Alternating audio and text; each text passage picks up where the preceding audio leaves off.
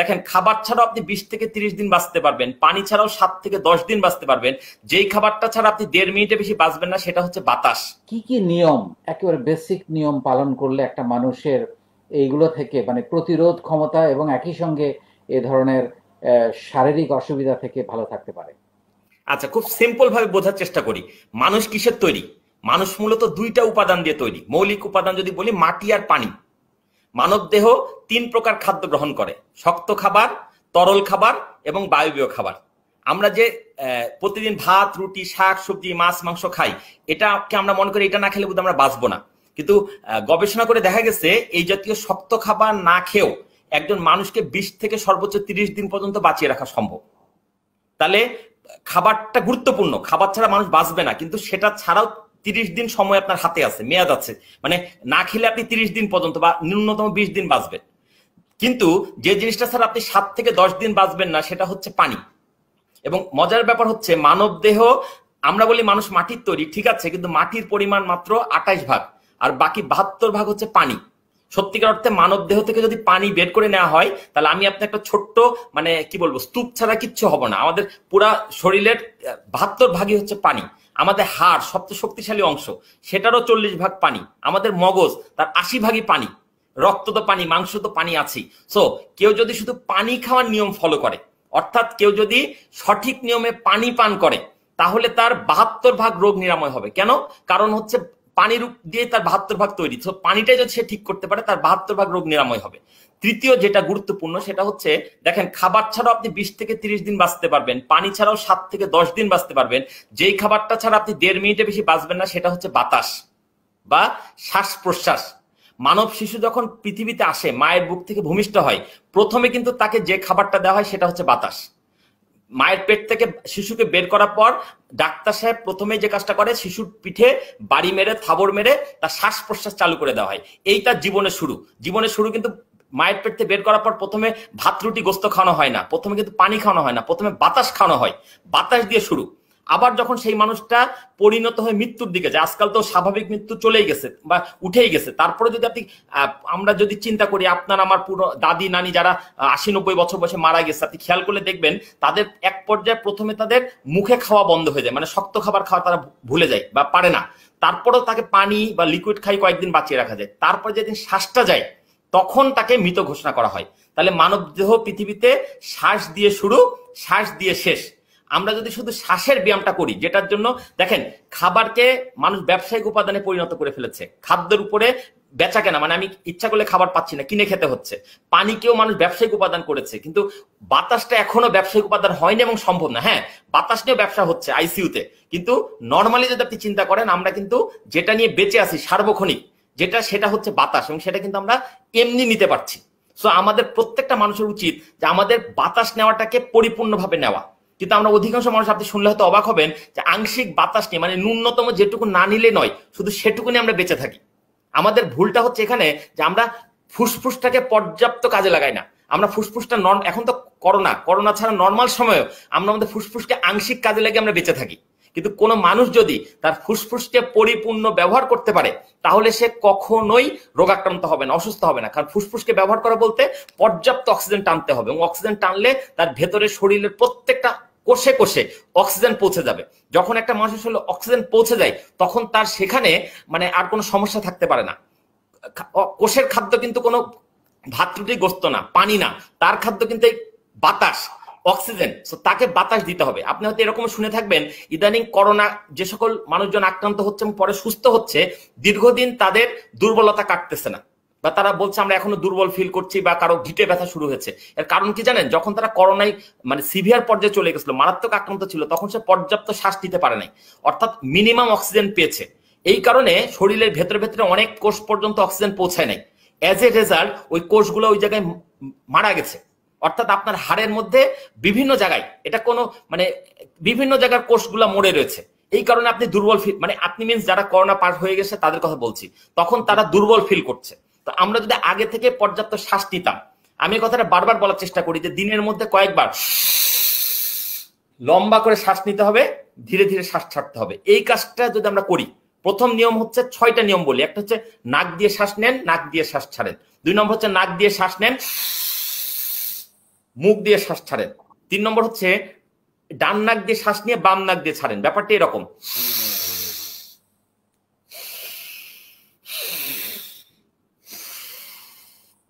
তারপরে আমরা যদি এই ব্যায়ামগুলো কয়েকবার করতে পারি দিনের মধ্যে যে কোনো সময়, তাহলে আমাদের ভেতরে পর্যাপ্ত অক্সিজেন পৌঁছে যাবে। এবং অক্সিজেনের আধার যদি আপনি নিজের বডিটাকে বানাতে পারেন, আপনার খাবারে যদি ঘাটতি থাকে, পানিতে যদি ঘাটতি থাকে, তারপর আপনি রোগাক্রান্ত হবেন না। প্রথম কাজ পর্যাপ্ত অক্সিজেন ঢোকাতে হবে। দ্বিতীয় কাজ হচ্ছে পর্যাপ্ত পানি পান করতে হবে। পানি পান করার একটা বেসিক নিয়ম আছে যেটা আমরা অনেকেই ভুলতে বসেছি, সেটা হচ্ছে কোনো অবস্থাতে দাঁড়িয়ে পানি পান করা যাবে না। আমরা অনেকে মনে করি এটা বোধহয় কোনো ধর্মীয় পয়েন্ট অফ ভিউতে, না, এটা সায়েন্টিফিক অনেক ব্যাখ্যা আছে। আমি এটার উপর একটা বই লেখার কাজ করছি এই মুহূর্তে। আমার বইটার নাম জল চিকিৎসা। মানে আমি একটা বইয়ে শুধু দেখানোর চেষ্টা করব বিভিন্ন বিশেষজ্ঞের কথা দিয়ে, উদ্ধৃতি দিয়ে, যে কিভাবে শুধু পানি দিয়ে মানুষকে সুস্থ রাখা সম্ভব। পানি দিয়ে মানে পানির সঠিক নিয়ম ফলো করে খাওয়া, পানির গোসল, পানির অজু, সবকিছুর সায়েন্টিফিক নিয়ম যদি আমরা ফলো করি, করোনা আপনাকে ধরতে পারবেন। আমি একটা কথা প্রায় ফেসবুকে বলার চেষ্টা করি যে সবসময় অজুর উপরে থাকুন।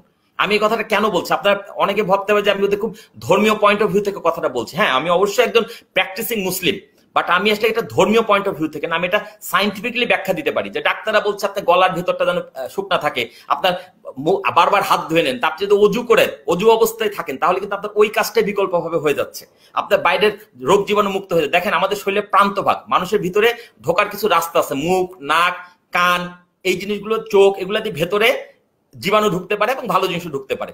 আমরা এই জিনিসগুলোকে যদি অজুর মাধ্যমে বা সবসময় ধোয়ার মধ্যে রাখি, তাহলে আমরা এমনি সুস্থ থাকতে পারবো। আমরা যদি পর্যাপ্ত পানি পান করি, পর্যাপ্ত পানি পান করতে হবে বস, মানে প্রস্রাবের কালার কোনো অবস্থাতেই হালকা হলুদ হতে দেওয়া যাবে না, এই পরিমাণ পানি পান করতে হবে। আপনি পানি কম, একজন মানুষ পানি কম করলে তার প্রস্রাবের রং আস্তে আস্তে হলুদ হয়ে যাবে এবং বুঝতে হবে যে তার কিডনি তখন ক্ষতিগ্রস্ত হচ্ছে।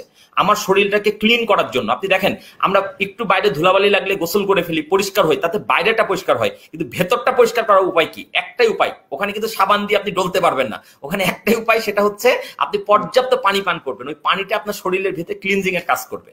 এবার আসি শক্ত খাবার। 3টা জিনিস বলেছে, একটা হচ্ছে বাতাসের কাজ করতে হবে, 2 নম্বর হচ্ছে পানি।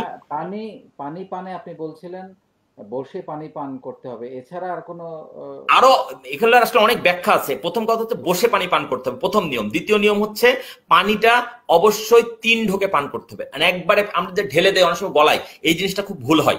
আমাদের পানিটাকে 3 ঢোকে আস্তে আস্তে, মানে প্রথমে আমরা না খাবার খাই, খাবারের মজাটা উপলব্ধি করতে পারি না। একটা কথা আছে এরকম যে খাবার খাও পান করে, পানি খাও চিবিয়ে। পানি খাও চিবিয়ে বলতে বোঝান পানি আবার চিবাও কি করে? এটা তো তরল খাবার। ব্যাপারটা হচ্ছে পানিটা মুখে নাও, কিছুক্ষণ মুখে নিয়ে করে মুখে লালাগুলা পানির সাথে মেশাও, তারপরে আস্তে করে গেল এবং পানিটা যখন ভেতরে যাচ্ছে তখন আপনি একটা অনুভব করেন, আপনি ফিলিংসটা নেন যে আমি একটা ভালো জিনিস ভিতরে ঢুকাচ্ছি। আসলে মানুষের মন মানুষকে সুস্থ রাখতে পারে। আপনি যদি মানসিকভাবে চিন্তা করেন যে আমি পানি খাচ্ছি মানে আমার শরীরটাকে আমি সুস্থ রাখার পদ্ধতির দিকে আগাচ্ছি, এই পানি আপনার জন্য সর্বোচ্চ সকল রোগের মহৌষধ হতে পারে ইনশাল্লাহ। তৃতীয় যেটা কথা সেটা হচ্ছে যে সম্ভব হলে পানিটা 2 হাতে খাবেন। 2 হাতে খাওয়ার কারণ হচ্ছে আমাদের 2 পাশে 2টা কিডনি আছে। যদি আমরা 2টা কিডনিকে সমান ভালোবাসতে চাই, তাহলে আমাদের 2 হাতে পানি পান করা উচিত। অ্যাটলিস্ট ডান হাতে যেন আমরা পানিটা পান করি, আস্তে আস্তে পানি পান করা। আরেকটা কথা হচ্ছে খাবারের মাঝখানে কখনো পানি খাওয়া যাবে না। আপনি একটু খেয়াল করলে দেখবেন পৃথিবীতে কোনো প্রাণী, মানুষ ছাড়া কোনো প্রাণী শক্ত খাবার এবং পানি একসাথে খায় না। বাঘ যখন হরিণ শিকার করে, হরিণের গোস্ত খায়, কিছুক্ষণ পরে নদীর ঘাটিকে পানি খায়।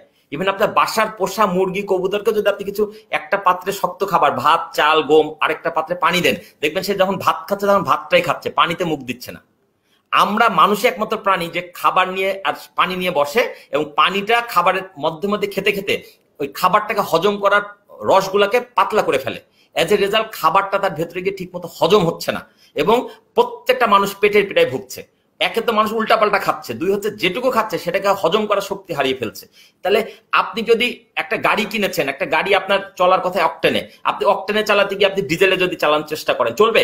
তা আমাদের বডিটা এরকম হয়ে গেছে, আমরা যাতে চলার কথা, যে খাবারটা না খেলে শরীরে ভালো হতো সেই খাবারগুলো আমরা খাচ্ছি। আমাদের চিনি বর্জন করার সময় এসেছে।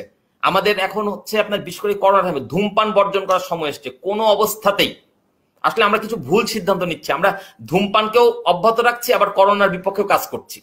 আমি পরিষ্কার ভাষায় বলতে চাই ভাই, যদি করোনা মোকাবেলা করতে হয়, মাস্ক পরা, সামাজিক দূরত্ব রক্ষা করার চাইতে ধূমপান বন্ধ করা, কোমল পানীয় ত্যাগ করা, চিনি খাওয়া ছেড়ে দেওয়া, আলগা তেল মানে বেশি তেল দিয়ে রান্না করা খাবার ছেড়ে দেওয়া, এগুলো যদি আমরা করতে পারি অনেক বেশি কার্যকর হবে, অনেক বেশি কার্যকর হবে। আমরা সিম্পল ব্যাপারগুলো বুঝতেছি না। আমরা মানে খরচ, এখন অনেকের আয় রোজগার কমে গেছে, আমি বলি এরপরও আতঙ্কিত হওয়ার কোনো কারণ নাই, কারণ আপনার যদি সুস্থ নিয়মে খান তাহলে আপনার খাওয়া খরচ এমনি 1/3 নেমে আসবে। পৃথিবীতে কোনো প্রাণী ভরপেট থাকা অবস্থা আবার খায় না, মানে ক্ষুধা না লাগা পর্যন্ত খায় না। আর মানুষের কাজ হচ্ছে দিনেও খায় রাতেও খায়। আপনি আরেকটা দেখেন, প্রকৃতিতে যারা দিনের বেলা খায় সূর্যোদয় থেকে সূর্যাস্ত, তারা কিন্তু সন্ধ্যার পরে খাদ্য গ্রহণ করে না। আর যারা রাতের নিশাচর প্রাণী তারা রাতে খায়, দিনের বেলা খায় না। আমরা এমন এক মানুষ সর্বভোগ প্রাণীতে পরিণত হয়েছে, দিনেও খাই রাতেও খাই। আমাদের একটা কথা আছে এরকম, সকালে খাও রাজার মতো, দুপুরে খাও প্রজার মতো, রাতে খাও ভিখারির মতো। মানে সকালবেলা বেশি খাও যেহেতু তুমি সারাদিন কাজ করবা, দুপুরবেলা একটু কম খাও, রাতের বেলা খাওয়ার পর তার কোনো কাজ নাই, ক্যালোরি বার্ন করার কোনো জায়গা নাই, আমাকে ঘুমাতে হবে, বিশ্রাম নিতে হবে, অতএব আমাকে কম খাওয়া উচিত। আর আমরা কি করি দেখেন, সকালে অনেকে নাস্তা খাই না, কাজে বেরিয়ে যায়, দুপুরবেলা বাইরে ভাজা পোড়া মেরে দেই, রাতে বাসায় ফিরে ভর পেট খেয়ে ঘুমাতে যাই। এটা তো স্ট্রোক হওয়ার, হার্ট অ্যাটাক হওয়ার বড় কারণ। আমাদের যে রোগ বালাই হচ্ছে, দুঃখিত, আমাদের এই রোগ বালাইয়ের কারণ কিন্তু আমরা নিজেরাই। ডাক্তারের কাছে গিয়ে মানে আমরা রোগ বাধায় গিয়ে বলছি ডাক্তার সাহেব বাঁচান, ডাক্তার সাহেব কি করবে, ওষুধ দিতে পারে। কিন্তু আমি বলতে চাচ্ছি যদি নিজের নিয়ম নিজে ফলো করতে পারি তাহলে আমাদের ওষুধের কাছে যাওয়াই লাগবে না, ডাক্তারের কাছে যাওয়াই লাগবে না। পৃথিবীতে এখন যে মেডিকেল সায়েন্স, যেটা ছাড়া আমাদের চলছে না। আমি আমি এখানে একটা তথ্য দিতে চাই, যেটা আপনি জি আমাকে বলেছেন যে আপনি এবং আপনার পরিবারের সবাই গত জি, বেশ কয়েক বছর ডাক্তারের কাছেই নাকি যান না। আমি 3 বছরে আমার পরিবারে কোনো ওষুধ ঢোকে নাই।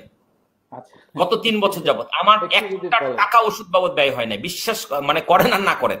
একটাই একটু কারণ, আমার পরিবার এখন চিনি খাওয়া বন্ধ, আমার পরিবারে তেল খাওয়া কমিয়েছি, আমার পরিবার আমি টাটকা শাকসবজি খাই, আমার পরিবারে আমি যথাসম্ভব মানে আমার ছোট ছোট বাচ্চা আছে 3 কন্যা, তারা জানে যে বাসায় কোল্ড ড্রিঙ্কস চলবে না, বাসায় আইসক্রিম খাওয়া যাবে না, বাসায় মানে কি মানে কোনো জায়গায় খাওয়া যাবে না, চকলেট খাওয়া যাবে না। এবং এটা তাদেরকে অভ্যাসে পরিণত করেছে, তাদেরকে আমি কাউন্সিলিং করে বুঝিয়েছি যে তুমি এগুলা মুখের যেটা মজা লাগে, একটা কথা আছে এরকম, মুখে যে খাবারটি বেশি মজা লাগে সেটি কম করে খান, কারণ মুখে যেটা মজা লাগে সেটা শরীরের জন্য ক্ষতিকর। এখন অনেক মানুষ আছে যারা মানে করোনাকে ভয় পাচ্ছে কিন্তু প্রাকৃতিক নিয়ম ফলো করছে না, তারা টুডে অর টুমোরো কিন্তু ভুগবেই ভাই, এটা কষ্ট পেলেও এই কথাটা সত্য। করোনা এমন একটা প্রবলেম বা এমন একটা ফ্লু যেটা প্রত্যেকটা মানুষকে ছুঁয়ে যাবে, প্রত্যেকটা মানুষকে টাচ করবে। এখন সেই টাচ করার পরে আপনি সুস্থ হয়ে ফিরবেন নাকি আপনি পৃথিবী থেকে বিদায় নেবেন সেটা নির্ভর করছে করোনার উপরে না, আপনার ভেতরের সুস্থতা, আপনার ভিতরে ইমিউন সিস্টেম ঠিক আছে কিনা, রোগ প্রতিরোধ ক্ষমতা ঠিক আছে কিনা। এখনো সময় আছে, আমরা যদি প্রতিদিন নিয়ম করে একটু মধু খাই, একটু কালো জিরা খাই, একটু আদা খাই, একটু 1 কোয়া রসুন খাই, আমরা একটু কাঁচা হলুদ খাই, তাহলে আমরা মানে শরীরের ভেতরে থাকা জীবাণুগুলোকে বের করে ফেলতে পারবো। আমাদের ভিতরে অনেক দূষিত পদার্থ থাকে, এগুলোকে ডিটক্সিফিকেশন করে ফেলতে পারবো। যদি কারো মানে কিছু না পারেন, আমি আপনাকে 3 দিনের একটা ফর্মুলা বলতে চাই। 3 দিন, প্রথম দিন সকাল থেকে রাত পর্যন্ত শুধুমাত্র লেবু পানি খেয়ে থাকবেন, মানে যতবার ইচ্ছা যত ইচ্ছা, কোনো শক্ত খাবার খাওয়া যাবে না, শুধু লেবুর রস দিয়ে পানি, হালকা কুসুম গরম পানি, চাইলে সাথে একটু মধু মিশিয়ে প্রথম 24 ঘন্টা পার করবেন। দ্বিতীয় 24 ঘন্টা আপনি যে কোনো টক ফল, যত ইচ্ছা টক ফলের রস করে খাবেন। আর তৃতীয় 24 ঘন্টা আপনি টক ফলগুলোই চিবিয়ে চিবিয়ে খাবেন। এই এই 72 ঘন্টার একটা ফর্মুলা ফলো করলে আপনার ভেতরে থাকা যাবতীয় দূষিত পদার্থ, রোগ জীবাণু সব বেরিয়ে যাবে। আমি গত 4 মাস আমার দেশের বাড়িতে ছিলাম, আমাদের 3 তলা বাড়ি, আমাদের বাড়ির 1তলা 2তলা ভাড়া দেওয়া, আমরা 3তলায় থাকি। 1তলা সবাই করোনা আক্রান্ত, 2তলায় সবাই করোনা আক্রান্ত। আমরা কিন্তু দিব্যি, পরিবারে 11 জন মেম্বার, আমার বাবা মা ভাই বোন আত্মীয় স্বজন মিলে আমরা কিন্তু দিব্যি সুস্থ। আমি ক্রেডিট নিচ্ছি এই কারণে যে আমার এই প্রাকৃতিক নিয়ম ফলো করা হচ্ছে আমার বাসাতে। আমি মানে এখন পর্যন্ত আমি বিশ্বাস করি যে হয় আমার করোনা হয়নি, অথবা হয়েও আমি টের পর আগে সেটা ভালো হয়ে গেছে। এটা একমাত্র সম্ভব হয়েছে কারণ আমি প্রাকৃতিক নিয়ম ফলো করে এসেছি। যদি করোনাকে ভয় পাওয়ার কোনো কারণ নাই, যদি কিনা আপনার ভেতরের ইমিউন সিস্টেম ঠিক থাকে। যদি ঠিক নাও থাকে, এই আজকে থেকে আপনি শুরু করেন যে না আমি নিজেকে চেঞ্জ করবো, আমার লাইফস্টাইল চেঞ্জ করব, আমার খাওয়া ঠিক করব, আমার ঘুম ঠিক করব, ডেফিনেটলি আপনি মানে করোনাকে করোনা না, পৃথিবীর যে কোনো রোগ বালাইকে মোকাবেলা করতে পারবেন। কিছু ভয়াবহ তথ্য যদি আমি শেয়ার করি, বাংলাদেশে এখন গড়ে প্রত্যেক দিন 2 থেকে 2.5 কোটি লোক কোনো না হাসপাতালে, কোনো ক্লিনিকে দৌড়াদৌড়ি করছে চিকিৎসার জন্য। হয়তো করোনা কারণে একটু কম আছে, কিন্তু আলটিমেটলি এই রোগগুলা রোগাক্রান্ত মানুষ। এত রোগাক্রান্ত হচ্ছে কেন মানুষ? আগে তো এত রোগ বালাই ছিল না। আগে বছর 10-20 আগে আমি দেখেছি রোগ হলে ডাক্তারকে খবর দিলে ডাক্তার কাকু বাসায় এসে চিকিৎসা করতেন। আপনি পুরোনো দিনে বাংলা সিনেমা এটা দেখতে পাবেন। আর এখন ডাক্তারের চেম্বারের সামনে সন্ধ্যা থেকে লাইন লাগে, মাঝরাত পর্যন্ত ডাক্তার রুগী দেখে, তারপর রুগী ফুরাচ্ছে না। এত মেডিকেল কলেজ, এত হাসপাতালে পরে তো আমার রোগ কমে আসার কথা, কিন্তু দিনে দিনে মানে হাসপাতাল এবং রুগী ডাক্তারের চাইতে রুগীর সংখ্যা বহুগুণ বেড়ে যাচ্ছে। এটা কেন হচ্ছে? কারণ আমরা লাইফস্টাইলের প্রতি আমরা সচেতন না। আমরা মনে করছি যে টাকা কামাইলে বোধহয় সব হয়ে যাবে। টাকা আপনাকে সব দেবে না রে ভাই। আপনার মনের সুস্থতা জরুরি, মানসিক সুস্থতা জরুরি। আমি জানি এখানে অনেক মানুষ দেখছেন যারা ভবিষ্যতে বাংলাদেশে বড় উদ্যোক্তা হবেন, বড় শিল্প উদ্যোক্তা হবেন, এই দেশের শিল্পকে, এই দেশের ব্যবসা বাণিজ্যকে নেতৃত্ব দেবেন। তাদের জন্য একটা অনুরোধ ভাই, আপনি যা করছেন করেন, দয়া করে নিজের শরীরের যত্নটাকে নিজে নেন। এটা এমন একটা জিনিস, এটা অন্য কাউকে দিয়ে হবে না। এটা আপনি যদি মনে করেন যে আমি অনেক টাকার মালিক হবো, আমার শরীরে অসুখ হলে আমি সিঙ্গাপুর চলে যাবো, আমেরিকা চলে যাবো, ইউরোপ চলে যাবো, না। পৃথিবীর সেরা ডাক্তার, সেরা হাসপাতাল আপনাকে বাঁচাতে পারবে না যদি আপনার ভেতরের রোগ প্রতিরোধ ক্ষমতা আপনাকে পুনর্জীবন দান না করে, যদি আল্লাহ না বাঁচায় এবং যদি আপনার ভেতরের শক্তি ঠিক না থাকে। ইনার পাওয়ারকে চাঙ্গা করতে হবে। প্রত্যেকটা মানুষকে মৃত্যুর স্বাদ গ্রহণ করতে হবে। আমার কিন্তু মৃত্যুর বিরুদ্ধে লড়াই না।